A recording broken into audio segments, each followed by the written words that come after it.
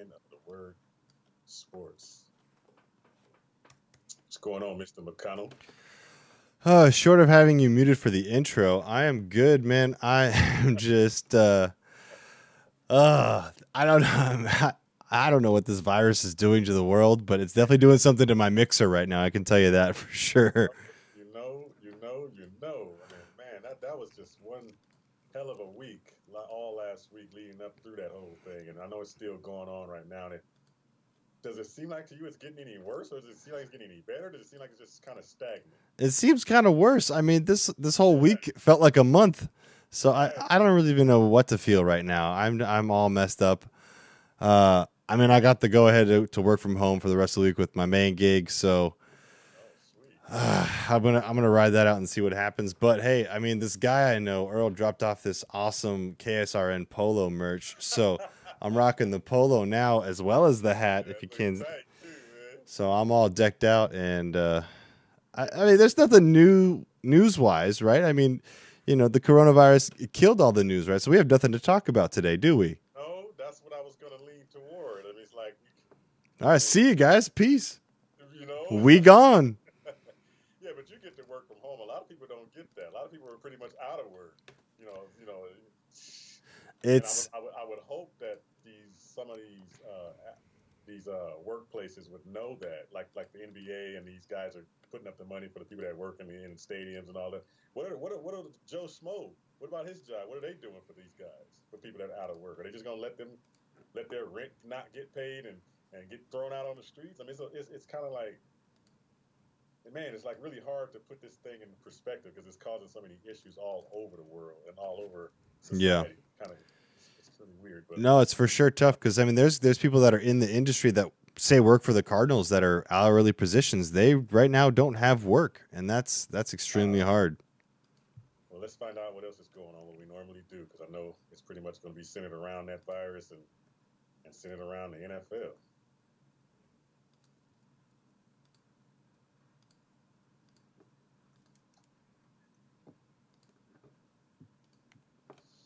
So, like you just got through saying, everything in the sports world is on a freeze right now. I mean, unbelievable how Mm. everything, every last sport, everything, every venue, every entertainment, all these things around the whole entire world are shutting down. All these jobs and all these people. I mean, this is incredible. Is this like a movie? Like, It's a I mean, phenomenon. I mean, there's no way to even fathom it. I'm looking now. Schools are out till the 27th, which is putting more burden on families like yours and mine. Now we have yeah, to figure out how to either get them somewhere safe that's germ free or I don't know, deal. And now there's this whole sports hiatus. I mean, at least the free agency thing's happening as far as Arizona fans are concerned. But other than that, it's like I'm having to watch highlights of old film, or I'm having to just play some video game sport versions and hope for the best. But it's tough. yeah, man. I mean, just from a sports perspective, the timeline was amazing in the last what? It happened in like 3 days. Yeah, I mean, from 11th, it was first, of course. Some of the some of the conference championship games in the basketball in NCAA were taking place at the time of this all jumping off, and then you know, especially the Pac-12 was down in Vegas. They had a couple of games already played, yeah. and then the next day, it all just spiraled when Rudy Gobert, of course, tested positive, and then the NBA shut it down, and everybody else followed after that. And you know what's crazy is that I can't remember who wrote the take. It might have been ESPN, but if it wasn't for Gobert, I don't know that the coronavirus might have gotten as much publicity. It got even more publicity as far as sports fans were concerned, and Right. the league started to shut down. Once leagues started shutting down, companies started shutting down, restaurants started shutting down. There's a lot that just started happening that is it kind of snowballed from there. And Right. some people said I mean, if it wasn't for Gobert, I mean, he saved a lot of lives, which is just crazy to think about. right. Exactly. Uh, they were leaning toward trying to play the games in empty stadiums. Right. So, I mean, but as soon as he tested positive, it's like now you talk about the product could be contaminated. So why? I mean, you got to shut the whole thing down.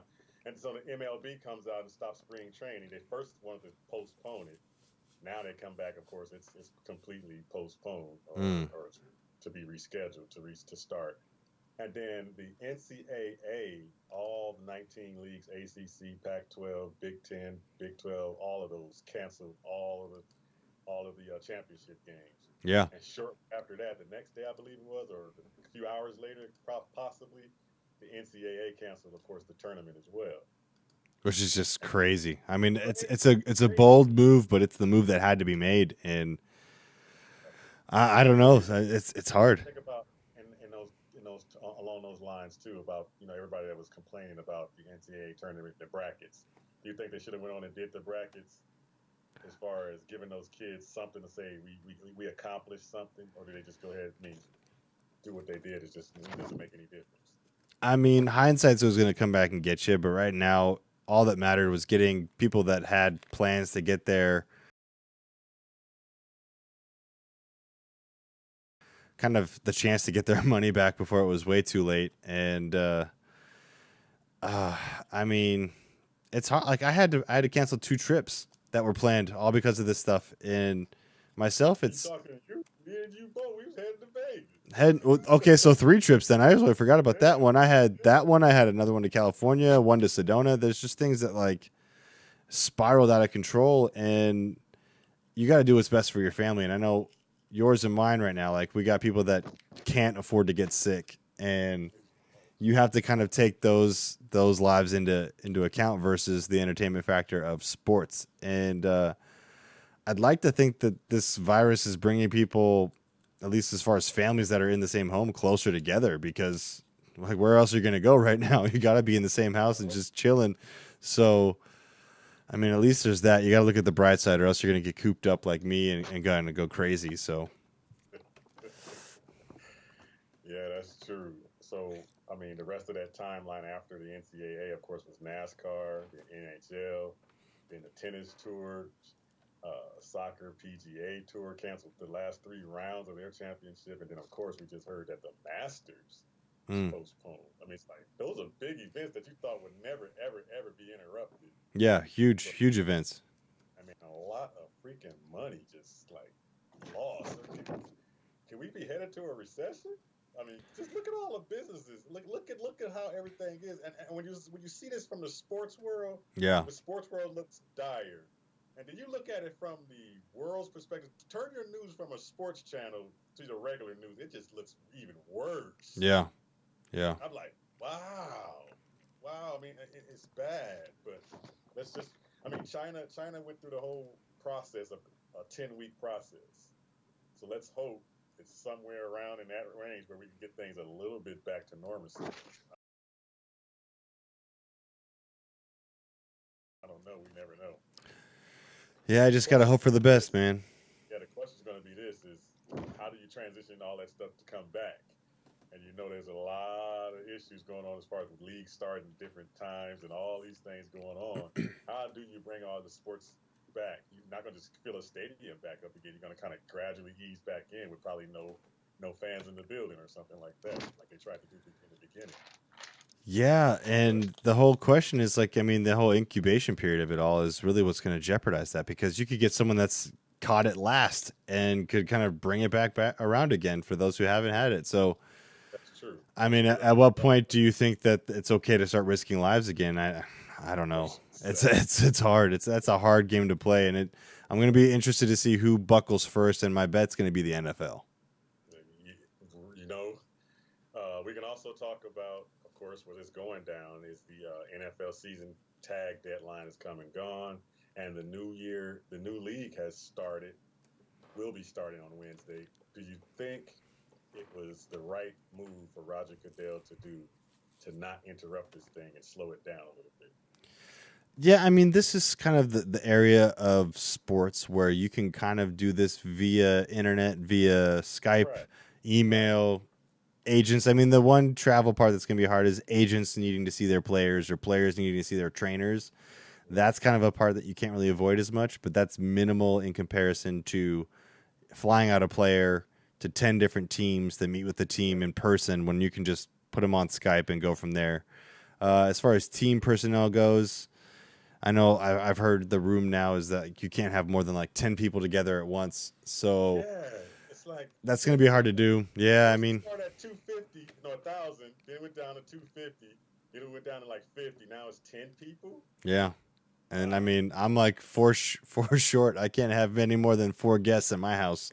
So it's I mean, it's getting you tough. get 10 people in a line at a gas station half the time. Yeah, and I mean that doesn't help either. So Right. So that's going to be kind of tough. But I don't see the big deal of the NFL continuing. And man, a matter of fact, I like the idea they continue to keep the schedule going and the draft. Now the draft is going to be still going on, but it's not going to be a live draft where you got fans and people coming out, the red carpet whole deal. You're going to probably be a virtual draft, mm. something of that nature. But now I'm looking at these free agents that are being signed now. Usually, what comes along with the free agent signing is a physical. Yeah. You usually have to fly the guy or guys to the facility, get a physical, and then you pass a physical, and then you get to sign that deal.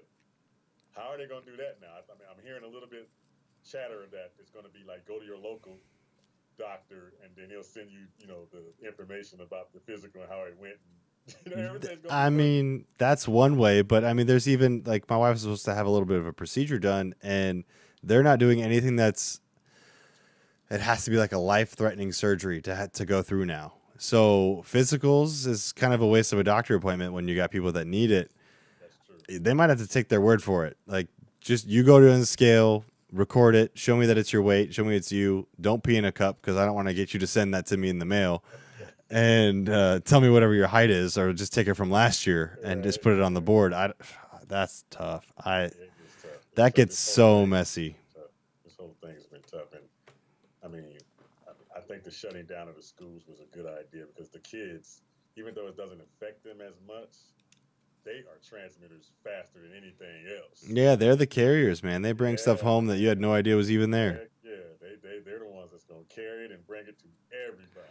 So So, it was good shutting I schools got down. I got 2 words: water fountain. That's the hub right there. That's where it all goes down. I'm running low on the sanitizer.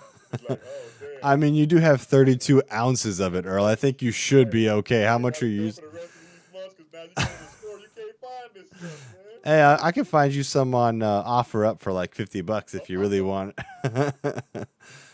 It just depends on how bad you want it. Exactly. Okay. We can also talk about what also went down. The NFL CBA went down. It got approved, man. And a lot of players are happy, and a lot are not. And here's the thing: it works the same way if you were voting for your local official, your president, or whoever. If you don't go vote, you don't make a difference. Right. And a lot of these guys didn't go vote. A lot of these players didn't go vote. So only about 2,000 guys showed up to go vote. Hey, they end up passing it. So you can't complain if you didn't go out there to vote. But we'll talk about that in greater detail later. So the free agency thing that's going down right now, Yeah. the NFL has allowed them to legally tamper, which doesn't make any sense. Like an oxymoron. It's like, isn't that like a contradiction? Yeah. But Yeah. anyway, but they can legally tamper. It's kind of like saying, don't steal, but you can steal today. But, a little bit today. Yeah, it's the purge. Yeah, just today. Exactly. But a lot of deals going down. Of course, we're going to talk about our Cardinal deals because those are major. I mean, we finally in that category where we're the major talk of the town as far as National, man. national. Yeah, But Mr. Tom Brady's value has started to decline. Maybe he's got the coronavirus. The 49ers said, nope, never mind. We was just bull crapping. We wasn't gonna make no stupid move like that. And then of course the signing of Ryan Tannehill took the Titans thing out.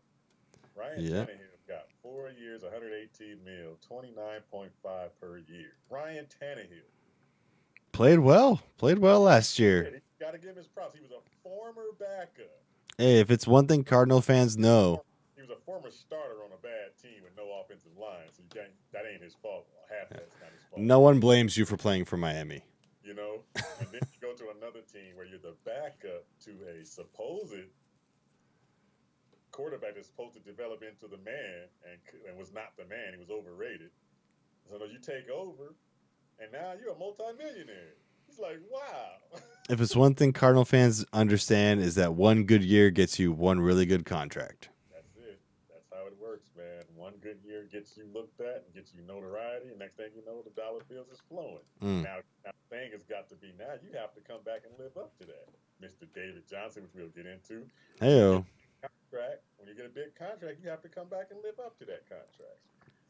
Hey, speaking of big contracts, Amari Cooper just signed with Dallas for a 5-year, $100 million deal.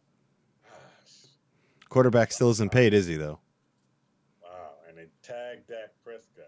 Still not officially paid. That doesn't count. You know, it's weird. What are the Cowboys doing? I mean, why is the quarterback not the first priority? It don't matter. Dak becomes the new Kirk Cousins. Yep. So, and guess what, Dallas? You like that? You like that? Yeah, they must. Our man Calais Campbell gets traded to the Ravens, bro, for like nothing. For pretty much nothing.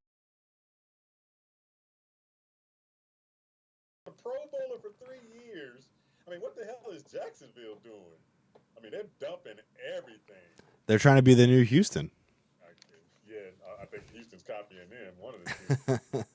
And then, of course, there are 3 quarterbacks that are still out there, you know, floating around. Phillip Rivers is talking to the Colts. I got word of that a little bit, that he's in conversations with the Colts, just where everybody thinks he'll end up. Teddy Bridgewater is the key signing I'm looking at. Oh, yeah. I want to know where he ends up. That's an interesting domino. Oh, yeah. Everybody thinks he might end up in Chicago, and he could be the next Chargers quarterback. I don't know. He could stay in New Orleans. Who knows? But here's another interesting one. Jameis Winston did not get tagged. That's interesting to you? No, I'm just saying. You didn't know about that. He didn't get tagged, so that tells you right there. Bye. And instead, of course, they tagged Shaq Barrett, which was supposed to, I mean, that's smarter. Yeah, smarter, but why did they just sign the guy to a deal and then you could tag Winston if he was your guy? But of course, apparently he's not their guy. The tag players, a lot of players hate the tag, man, and I don't think that's going to change for a long time. So they tried to change that in the CBA, and they couldn't. It was just too much to deal with, so they had to leave it alone. Yeah. Where do you see Jameis Winston land? Canada. Oh snap! I mean, you asked. I don't think the XFL is going to be around. It's not going to be around by the time that he's officially looking at Canada. Yeah, but you know what I think? I think he could be a good backup on some team that runs the same type of system. Yeah, I mean, I think they have crab legs in Canada, don't they? I'm pretty sure they do. Well, there you go. He's good. Yeah, I don't know. He's going to be sitting around, I guess, for a long, long time. But we're going to take a quick break here, and we're going to get back and talk about the game changer that the Cardinal moves made in free agency or trade. And what do those moves do for us in the draft now? Man, that's going to be interesting. Stick around, Bird Gang. You're listening to the Kazual Sportz Show. Earl Burnett, Sean McConnell right here on KSRNAZ.com. Hang around. We'll be right back.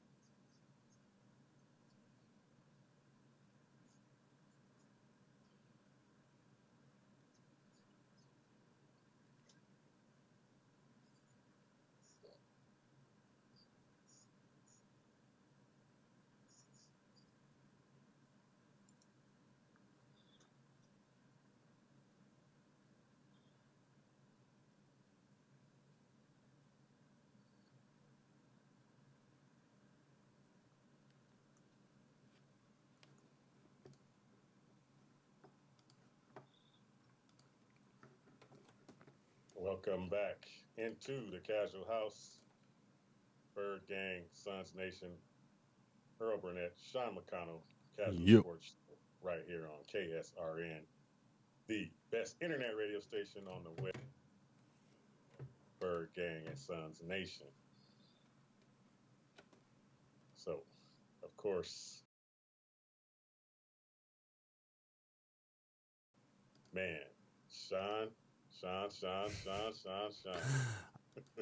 I nearly ran out the house. God. The kids thought I went nuts, and I might have. Yeah, man, this is a game changer right here. This trade just put the Cardinals into next level status. I mean, I am like blown away. I mean, I can't even believe. Still, right now, I look up on the TV and I see highlights of DeAndre Hopkins, and I'm like, we actually got this guy. Yeah, I mean, Unbelievable, man. the closest thing to Larry Fitzgerald since Larry Fitz-freaking-Gerald. Oh, And we get to have them both in a year. And I texted you, CD who? oh yeah. We've been pumping that name out, and Steve just took a sip of his IPA and just laughed it off. Yeah.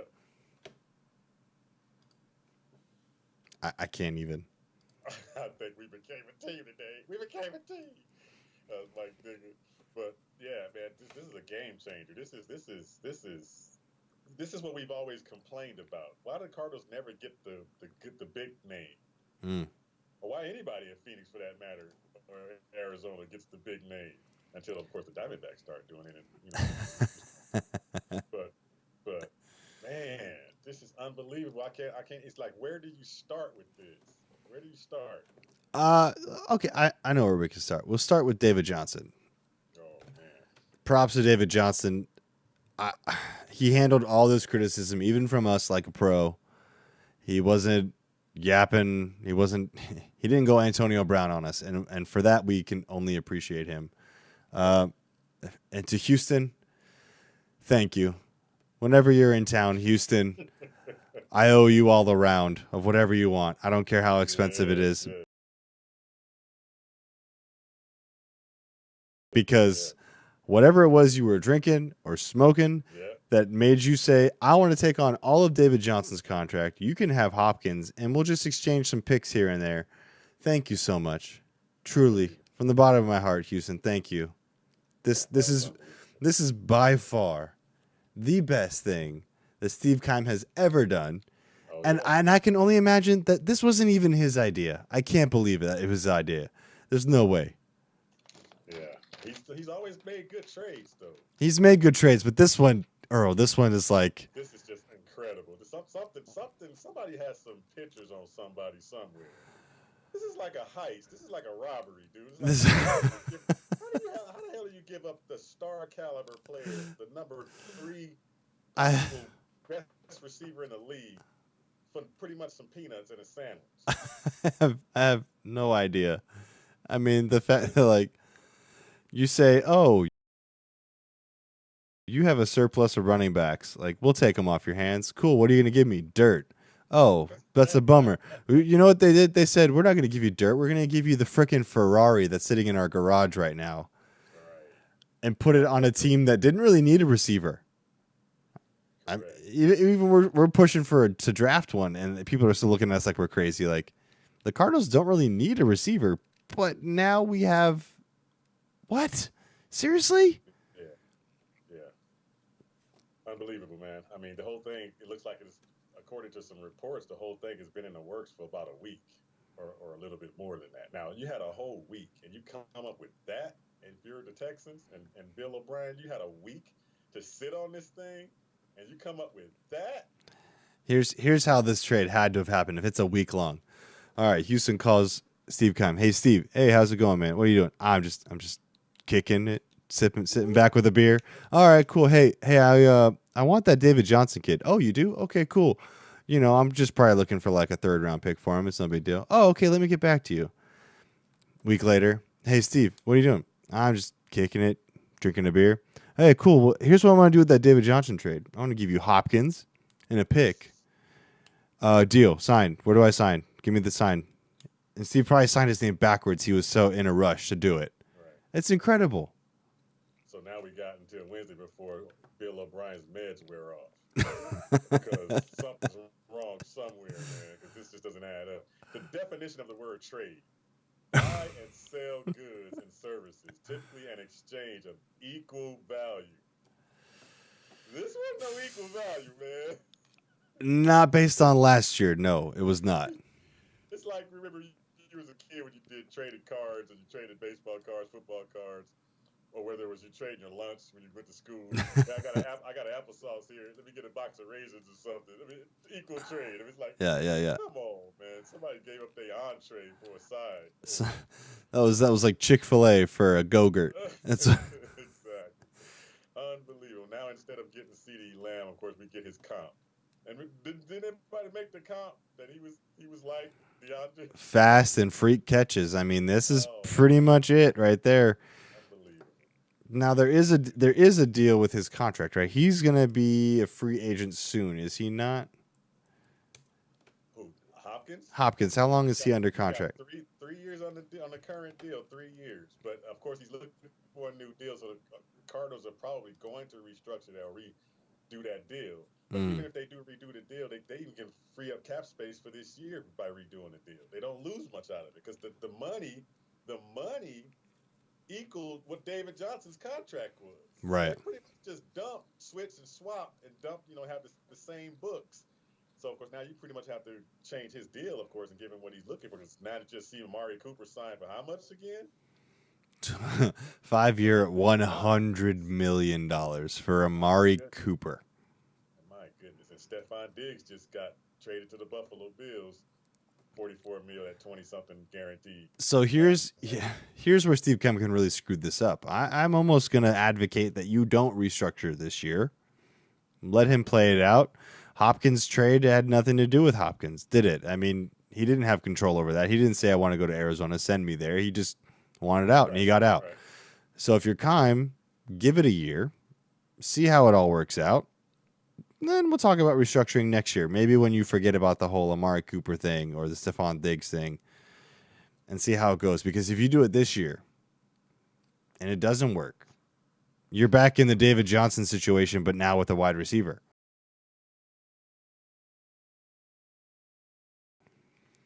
And you don't want to have that. And if this is going to kill into your free agency spending, which some have argued that we need to fill some holes with, like, I don't know, linebacker, safety, offensive line.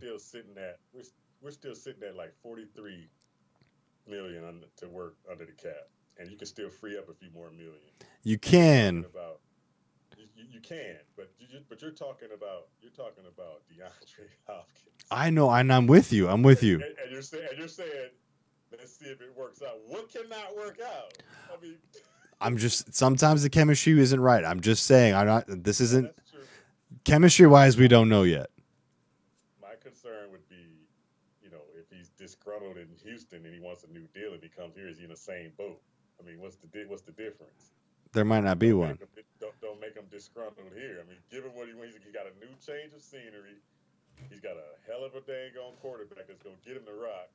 I mean, all I'm saying, Steve just front loaded the crap out of DJ Humphrey's contract. Front loaded, and if you do that again with Hopkins, you're going to shoot yourself in the foot free agency wise. That's all I'm saying.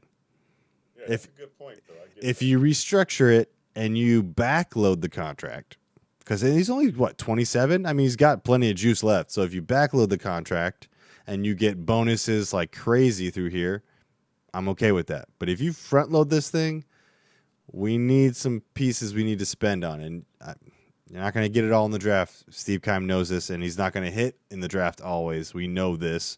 So please don't front load this thing heavy. Please.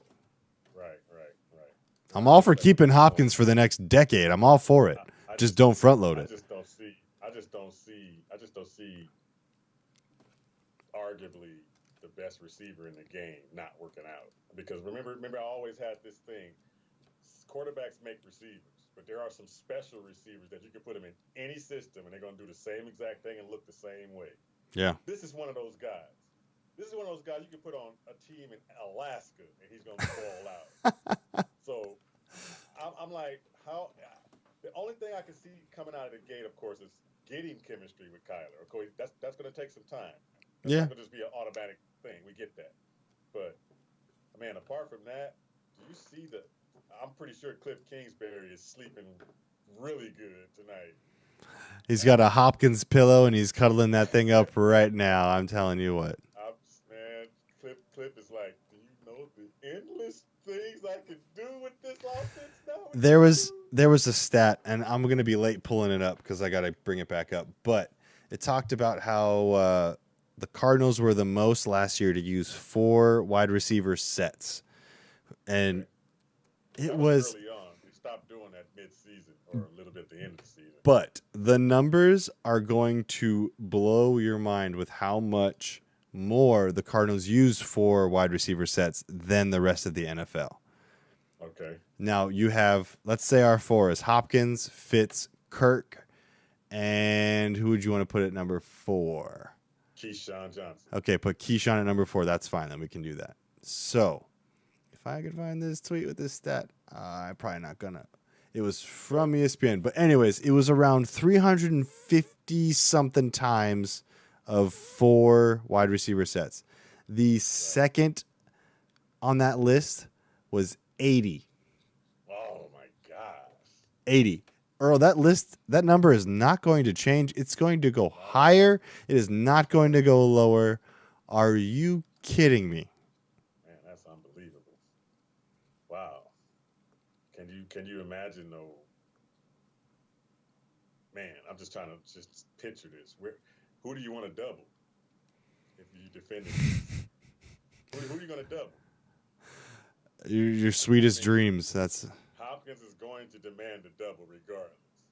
So now you're leaving Fitz, Kirk, and whoever else singled up the whole game. Not to mention you have. We'll talk about Drake. We're going to have him. I'm pretty sure he'll be a Cardinal now that the happenings today will make him a Cardinal, hopefully. Him coming out of the backfield and doing his thing at the running game, the holes are going to be wide open. Kyler's lanes are going to open up running the ball. This is going to be a deadly offense. When it's clicking, when it gets the chemistry and all that together, this is going to be, a defensive coordinator's nightmare. Yeah. To defend. What blows my mind right now is that Cardinal offense, the way that they were starting to put drives together, just the flow, like obviously not the output was always not there, but the flow of those drives. Right. You add a guy that can catch literally anything, it's not going to matter what his protection looks like for Kyler. It's not going to matter if the ball is a sitting duck in the air.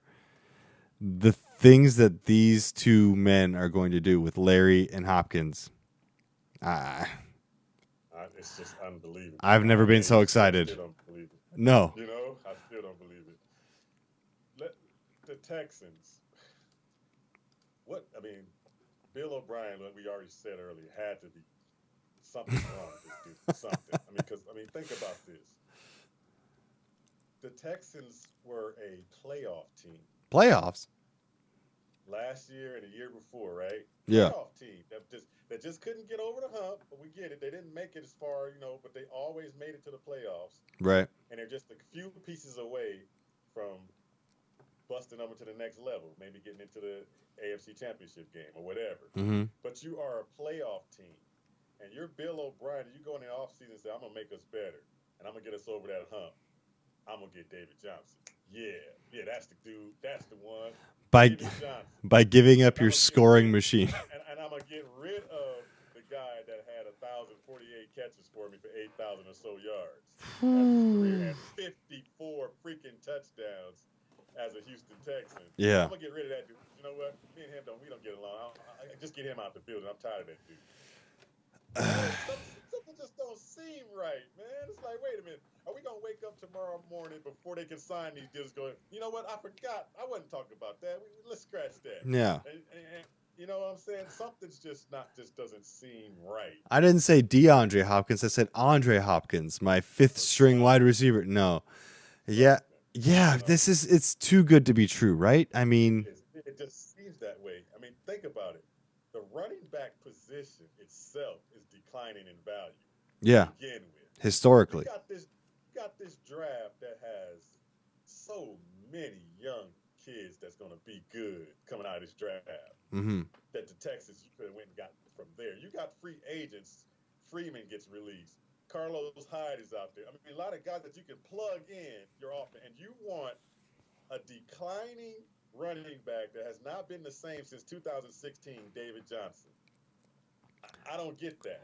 It seems like a mutual hope for both GMs that a change of pace will boost the players' abilities. But for the Cardinals, I mean, boosting Hopkins' year this year versus what it was last year, yeah, we'll take that 10 times out of 10 because that's still a Pro Bowler. That's still incredible work. And Right. to boost David Absolutely Johnson, fine. Right. to boost David Johnson, I mean, for them, what are you going to get? He's not going to be the 2015 David Johnson. We've been looking for that. We've been waiting for that. I mean, I wish him the best. I hope he does do that. He's not in the division, so it doesn't affect us. But I don't know what they're seeing. I'm trying to just put in some kind of order and some type of sense to it. What are they seeing in David Johnson that says, okay, this deal we have to make?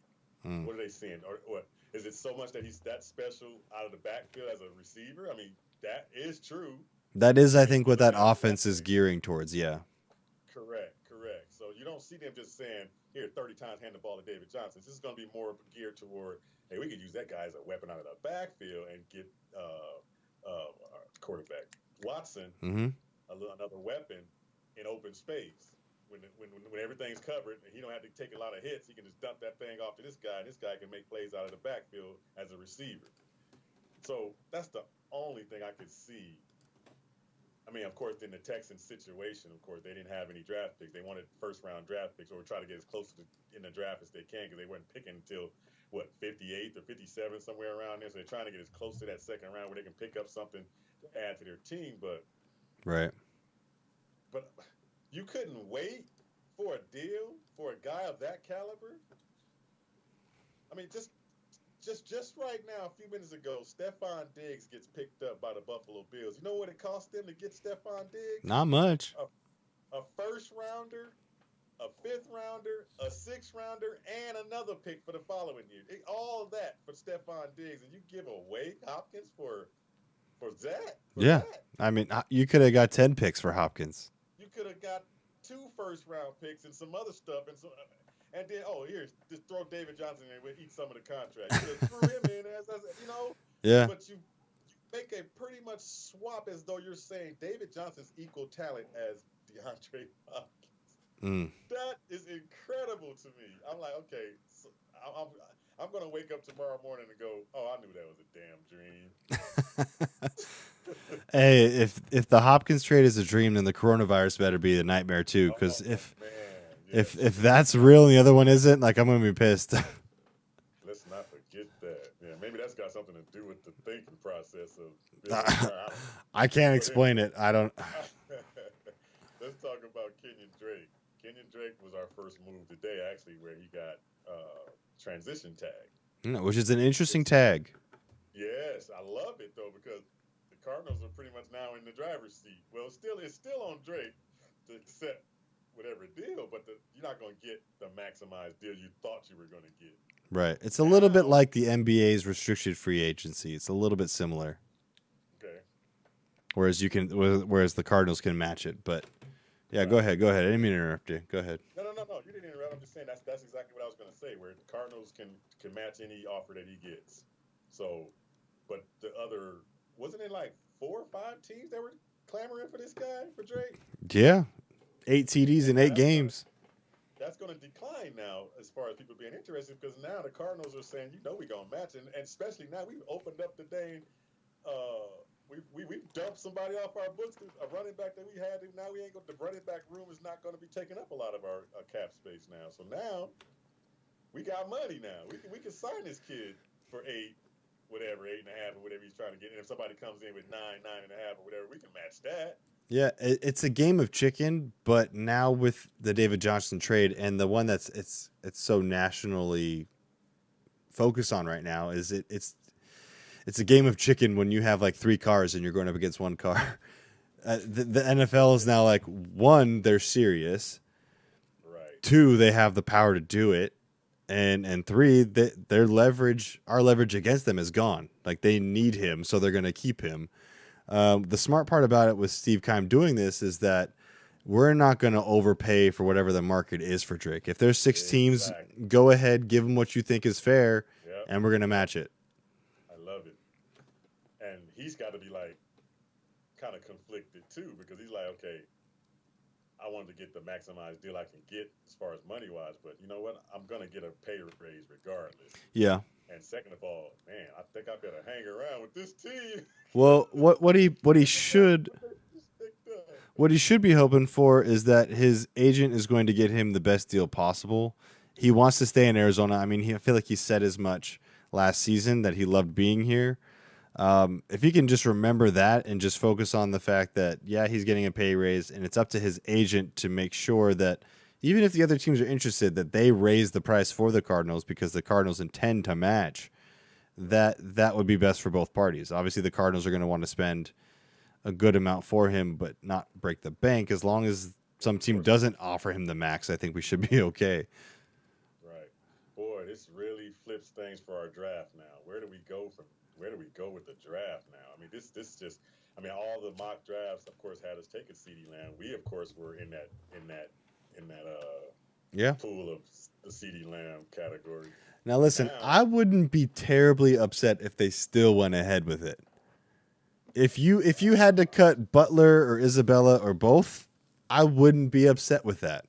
You would have by far and away the best wide receiver room in the galaxy.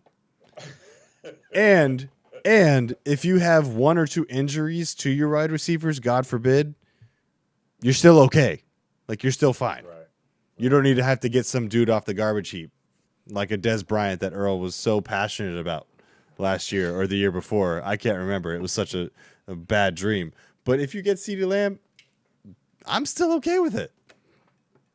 On the flip side of that, I would be okay with it too, of course. I mean, yeah. I'd like. You're talking about setting your future up because Fitz is not going to be here forever. Yeah. So now you're talking about after Fitz is gone, you're talking about a CeeDee Lamb and a Hopkins on and Kirk, yeah. Kirk, and so that would not be a bad idea, but a lot of money in that room, but still okay. Exactly. But then CD would be on a rookie contract, so it wouldn't, and Kyler's still on a rookie contract, so you still got some time. You got time. But realistically, they've taken care of that wide receiver nonsense that everybody was pulling, that we needed this, and we just short of this playmaker that we never had. We need that playmaker. They've shored that up for sure. So now you got to look at too that we still have some young kids on this team, receiver wise, that still need to develop. And so now this is an opportunity for that. We don't have to go get another receiver. We have 3 guys that can still end up something. Especially, you got a guy demanding so much attention on one side, and Fitz demanding attention on that thing inside. The kids got to start flourishing now. Especially Isabella. Isabella would be dynamic with Hopkins on the field. But I think that's going to be the route. So when you talk about the draft, you got to go O-line now, in my opinion. Because, in my opinion, you want to shore your defense up from the free agency standpoint. Remember, we haven't touched free agency yet. We haven't signed one free agent yet. Yeah. I mean, as far as opening up now, we've got our own guys that we did some things with. I'm talking, but as far as going out and getting somebody else to help this defense, they can do that through free agency. So you go ahead and get that old lineman, a good stud, one of his Becton, Tristan Wirfs, or Jedrick Wills, one of those guys comes in. You have a offensive line already geared up that can help that young kid develop. You don't have to rush him in there. You don't have to rush him in there in the first year. You can let him develop, come in and spell one of these guys every once in a while and groom him and bring him up in a nice little, until it's time for him to take over. You got time to do that. So go get the best guy that's on the dang board at offensive line. Well, Earl, you just did what I hoped you'd do. Uh-oh. You fell for the national media draft trap, my friend. That didn't come from national for me. You went. Thinking like I think it makes sense to go O-line. Of course it does. It's going to make sense for the media as well. The same media that's thinking wide receiver, get a wide receiver. Right. You fell into the trap. I'm dead set in belief that Steve Keim and Cliff Kingsbury, they like that offensive line because last year, towards the end, gelled pretty well. Kyler and that line seemed to figure things out a little bit. The sacks went down by a landslide. They went down, right? Making better decisions, and the O-line knew where he was kind of going to run around and do his thing with. Right. So I think offensive line, not really going to be touched unless it's for depth. Now, do you want to get a depth guy with your first-round pick? I don't think so. No. So by doing this wide receiver trade, I'm off the pushing heavily for CeeDee Lamb deal, but with exception, by doing this trade, you have now thrown the entire NFL off your scent of CeeDee Lamb. Right. And you can have teams trading beneath you for it. Correct. And you can still take him and mess them up. Damn. Yeah, that would be a game changer. Right? That'd be extremely cold. Now, am I lying if I said I wasn't wishing for Isaiah Simmons to kind of slip to us? Now I want that to happen more than anything because, good Lord, that guy is fast. That guy's not going to be there. Of course. So I say that tackle and offensive line is kind of out of the question for the first round. I'm actually liking, and I'm looking at this great article written by this dude I know on CasualSportz.com, the first 10 pick mock draft that you wrote up. And I'm thinking that Derek Brown from Auburn, if we can get him at 8 instead of what you put at 7, I'd like that piece right there because we need run stop, we need defensive line depth and presence, and Derek Brown would bring it. Yes, that's good. That's good. I like that. Yeah, they could very well do that as well. But I mean, that's going to all depend on the teams, of course, ahead of us that are going to could take a couple of these offensive linemen off the board. Like the best offensive lineman in the draft. Is it Wills? They say it is Jedrick Wills, or is it Becton? One of the two. Jedrick Wills is who you have. Okay, yeah. So Jedrick Wills is the guy that can do both pass blocking, and run blocking better than all the other guys. So he's the top guy. If he's gone, then I don't touch the offensive line. But if he's there, why not build up the offensive line? Because you knew the new CBA is going to allow you to have another offensive lineman dressed for a game. So you're going to have depth, yes, but you can still, like I said earlier, let this guy get groomed. And he's already somewhat a superstar where he don't really need that much grooming. So I would figure, as many times as every year we always have an offensive problems as far as injuries goes. Yeah. This kid can come in and be, and pretty much cement the right-hand side, hopefully. But if, and man, I'm hoping if, one of those talented defensive guys is there, oh yeah, you take the defensive guy. That's the one that I'm thinking. The reason why I was leaning more toward the offensive line because I don't think any of those guys are going to be there. I don't think Simmons is going to be there. I don't think Brown's going to be there. I don't even think Kinlaw's going to be there. So if they're all gone, you're stuck with taking offensive line. Well, here's my theory. The first round for a franchise to kind of get flashy, get some fan buzz is usually an offensive piece, right? Correct. So that being said, too, Justin Murray is our right tackle. He's 26. He's 6'5", 315. He's a big dude. He's also, did you know this, the Greater Miami Conference shot put record holder at 59 feet, 6.5 inches. Justin Murray, the Cardinals are really big on this guy, and they loved his development late in the year. And we all remember DJ Humphries just got a big extension, new contract. Those tackles are locked up. So unless one of these tackles is a swing man that can go inside, I just don't see it, Earl. I don't see it. I'm thinking it's defense all the way, and if they have to reach at defense, they're not gonna, and they're gonna take CeeDee Lamb instead. That's my gut. That's my gut, man. That would be interesting if they do that. Do. You said do. they do that. I couldn't help it. But but a lot of people are going to look at that as like it really doesn't make sense. Of course. But then again, it's going to make sense going on. I mean, based off of course, Larry Fitzgerald is not going to be here forever. Right. So once Larry Fitzgerald is gone, is Christian Kirk able to be a number two? Is he talented enough to be a number two? Because I see him in a 3 perfect. I don't see him being a 2 or a 1. So yeah, you could be right, man. We can get that CeeDee Lamb and pair him with Hopkins, and next thing you know, we got this dynamic, these dynamic weapons running all over the place for Murray. Mm-hmm. That would be awesome. Yeah, because you could. So basically, it comes down to what we've always said. You take the best talent on the board when it's your time to pick. Right.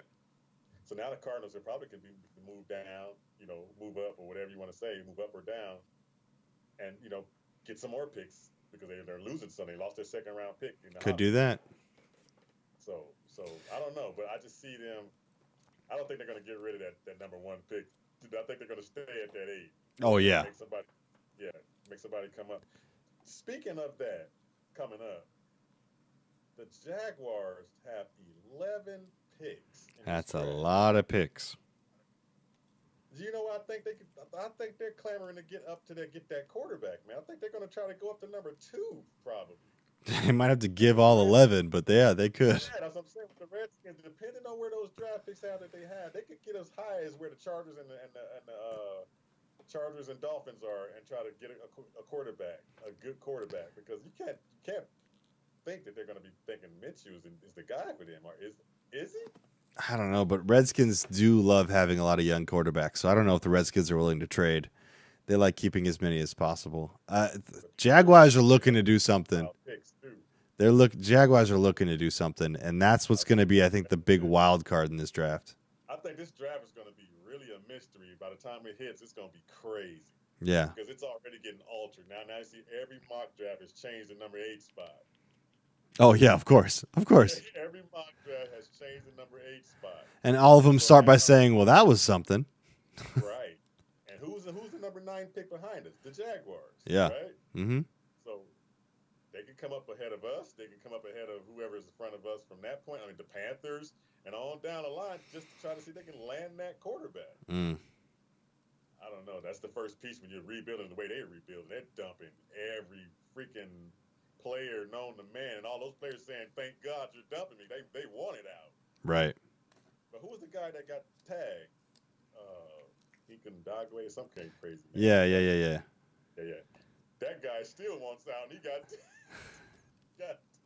They had to tag somebody. It's like getting picked for the team you didn't want. Yeah, that's rough. That's rough for sure.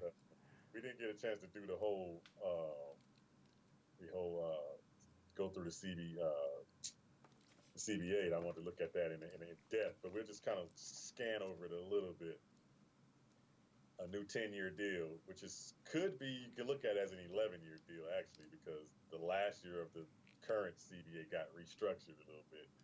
So they're starting that this year as the last year of last year's or the current CBA. So right. The new one doesn't start to the next following year. So you can say it's 11 years, but it's actually 10. But either way you look at it, it's the same thing.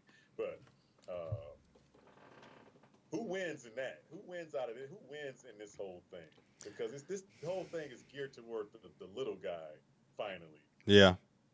I mean, this is going to be, in my opinion, about as close to a win-win as a CBA will ever get. The fact that